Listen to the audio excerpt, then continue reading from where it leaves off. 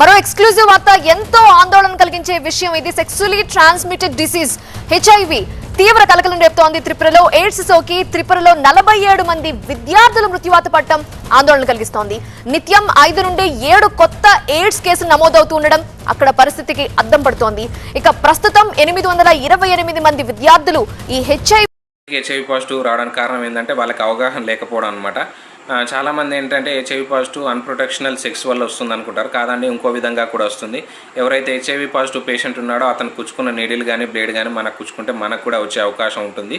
ఇది ఆ డ్రగ్స్ వాడే స్టూడెంట్స్కి అవగాహన లేకపోవడం వల్ల వాళ్ళు ఏం చేశారంటే ఒకే సిరంజితోని ఒకరికి ఇచ్చిన ఇంజెక్షన్ డ్రగ్స్ ఇంజెక్షన్ ఇంకోరికి ఇవ్వడం వల్ల అలా అందులో ఒకరికి హెచ్ఐవి పాజిటివ్ ఉండటం వల్ల చైన్ సిస్టమ్ ద్వారా అందరికీ ఇలా పాకుతూ పోయిందనమాట. ఈ ఇన్ఫర్మేషన్ చాలా అవసరం అనమాట. చాలామందికి అవగాహన లేదు దీని గురించి. ఇది information video me friends and ఫ్యామిలీకి షేర్ చేయండి. ఖచ్చితంగా వీడియో నచ్చితే లైక్ మరియు షేర్ చేయండి, ఫాలో చేయండి.